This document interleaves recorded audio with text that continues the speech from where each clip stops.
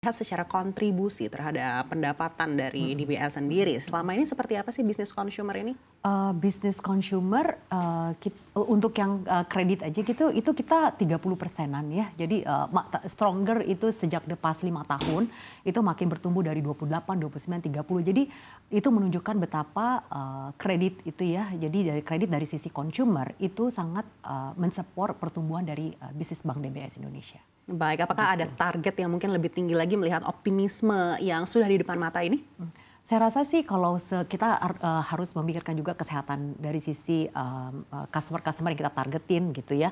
Dan 30% itu, I think itu strong juga karena kita kan selalu berambisi untuk menjadi lebih baik ya Mbak Anek ya. Jadi I think kita akan selalu, pengen punya growth yang signifikan terhadap, bisnis Bank DBS Indonesia gitu. Dan saya rasa dengan tadi kita punya, segmen yang kita memperluas nggak cuma, di milenial gitu ya, sekarang kita udah memasuki segmen, Gen Z. Jadi I think itu is an opportunity karena kita lihat banyak sekali, pegawai-pegawai muda yang sekarang mulai memasuki sektor profesional, gitu. Baik, tadi kita sudah membahas soal opportunities apa saja yang diharapkan. Tapi Mhm. bagaimana dari segi tantangan? Apa yang menurut Ibu ini tetap harus diwaspadai dan juga dijaga? Iya, itu benar banget karena gini, kita juga kan, kita lihat bahwa dari sejak, pas 2017 itu DBS, launch digibank ya. Dan di saat itu berjamur banyak ya, fintech ya, mulai bermunculan. Dan kita ngelihat bahwa, bank itu nggak bisa dengan cara-cara yang tradisional lagi meng-approach, semua nasabahnya. Berbagai segmen, mau medium, kemudian mau affluent, kemudian emerging affluent itu kita harus selalu berevolusi gitu. Jadi tantangannya adalah especially untuk yang, kredit gitu ya, dari sisi kredit, bagaimana itu kita bisa dapat proses approval lebih cepat. Kemudian bagaimana, dari sisi, promo-promo apa gitu yang, sekarang itu Gen Z juga kepengen, kita tahu. Terus kemudian proposisi apa yang, bagus between satu bank dengan bank lain. Jadi kita dalam hal ini ngelihat persaingan dengan digital banking itu akan makin, tajam gitu. Jadi, dalam hal ini instead of tadi kita membuat sebagai, kompetitor yang kita bermusuhan gitu, yet kita harusnya berkolaborasi. Disinilah kita lewat asosiasi, lewat kolaborasi, baik itu teman-teman juga punya teman di luar daripada DBS. Of course mereka akan selalu berbicara gitu, apa sih yang sekarang menjadi persaingan. Nah disinilah kita memanfaatkan kolaborasi kita melalui asosiasi untuk mempertajam, kita punya proposition. Dari sisi, tantangan, of course tantangan kita bagaimana kita berinovasi sama cepatnya gitu dengan digital banking, sama cepatnya dengan fintech player. Nah, daripada kita bermusuhan, kita menggandeng mereka. Makanya tadi saya bilang bahwa kita juga punya kerjasama dengan fintech player dan kita, itu membantu kita untuk ekspansi bisnis kita dan kemudian membuat kita juga, bantu untuk inklusi keuangan sehingga sektor sustainability juga kita bisa bantu gitu. Baik, apakah segmen Gen Z ini menjadi demografi yang paling besar saat ini untuk di consumer Enggak, kredit?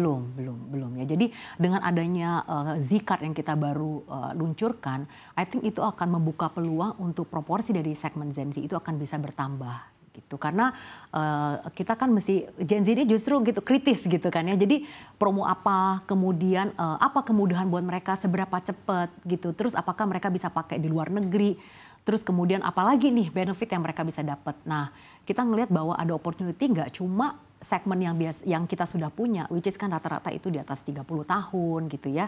Kemudian di atas Gen Z lah, milenial gitu. Kita ngeliat Gen Z itu is a new segment yang kita mau targeting gitu. Dan kita aim untuk, bisa 50.000 gitu dalam tahun ini. 50.000 Gitu. target Iya, dari tahun iya, ini. iya. Bagaimana untuk wealth management sendiri? Apakah Gen Z juga menjadi pemegang kontribusi paling besar dalam pertumbuhan 20% yang tadi Ibu sampaikan? Kalau untuk, wealth management memang lebih older generation-nya gitu ya. Generation-nya itu lebih older, banyak kan kalau kita ngelihat adalah Gen X ya sama Y.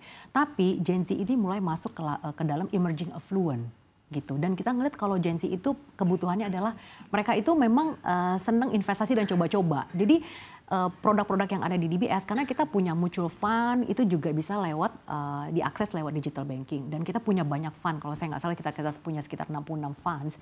Jadi, mereka selalu coba, jadi bisa masuk kecil-kecil dulu Mbak. Nah enaknya karena itu lewat digital mereka seneng karena bisa diakses 24 jam dan itu bisa subscription, bisa redemption, bisa switching any transaction mereka yang mereka inginkan itu kita bisa lakukan lewat digital. Disinilah sektor Gen Z itu kita percaya dengan wealth continuum kita. Apabila Gen Z ini bisa merasakan gitu bahwa hasil investasi, kemudian insight yang kita berikan tentang capital market itu membantu mereka, lama-lama kan mereka akan engage sama DBS sehingga dana yang ada di DBS itu akan makin tumbuh. Disitulah akan mulai adanya pergerakan dari emerging affluent kepada affluent segment atau priority segment. Gitu. Baik, tadi Ibu sempat sampaikan juga government bonds ini menjadi primadona di DBS saat ini. Betul. Apakah masih akan begini hingga akhir tahun 2024? Apalagi kita juga sudah menghadapi pemangkasan suku bunga. Justru makin bergejolak gitu Mbak Anneke. Jadi dengan I think pemerintah akan support dengan seri-seri yang baru.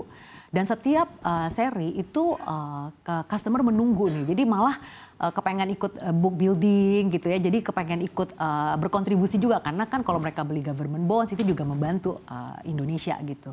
Jadi I think government bonds akan tetap menjadi primadona tadi seperti Mbak Anneke bilang. Di samping itu apa yang membuat nasabah senang sama government bonds karena ada dividen yang mereka terima gitu. Dan itu menarik sekali gitu ya karena kalau sekarang kita US dollar yang 10 years aja ya itu bisa sampai sekitar 4% gitu. Sedangkan untuk yang rupiah itu bisa sekitar 5% gitu ya. Jadi I think mereka akan tetap menjadi dominan kita di government bonds. Baik, strategi apa yang disiapkan untuk bisa memperkuat lagi sektor wealth management di DBS? Nah, sektor wealth management ini kita juga melakukan banyak tadi proposisi kita harus strong. Disinilah insight yang DBS punya tidak hanya dari lokal tapi juga dari regional, Mbak. Jadi seberapa cepat kita bisa memberikan data ke customer sehingga pada saat mereka mengambil keputusan itu tuh di-create sedemikian rupa sesuai dengan personanya Mbak Anneke gitu. Jadi mungkin apa yang dikomunikasikan ke saya beda dengan Mbak Anneke karena kita profil resikonya juga beda dan itu disampaikan dengan bahasa yang berbeda sehingga buat kita juga bisa cepat dalam mengambil keputusan. Yang kedua adalah selain daripada insight itu kemudian kita juga melakukan banyak sesi loyalty event, market outlook event, dan kita membuka exposure kepada nasabah untuk bisa mendapatkan dari source-nya langsung, baik itu dari asset management yang kita kerjasama ataupun dari kita punya chief investment officer. Jadi selain daripada itu yang saya lihat opportunity kita adalah bagaimana kita berkolaborasi sama institutional banking. Jadi DBS itu priority segmentnya atau kita punya priority namanya Treasures dan Treasures Private Client, itu kita nggak memikirkan cuma individu customer, tapi juga bagaimana bisnis mereka bisa grow. Kita mengkoneksikan mereka dengan pakar dari institutional banking khusus di sektor industrinya. Jadi I think proposisi ini yang selalu kita lihat peluang apa. Baru-baru ini kita kerjasama juga dengan salah satu influencer gitu ya, Bang Helmi gitu, untuk menerbangkan customer kita yang private client ke China. Sehingga mereka bisa berkolaborasi untuk supply demand chain gitu dengan China. Jadi it's a new opportunity, new strategy yang kita baru improve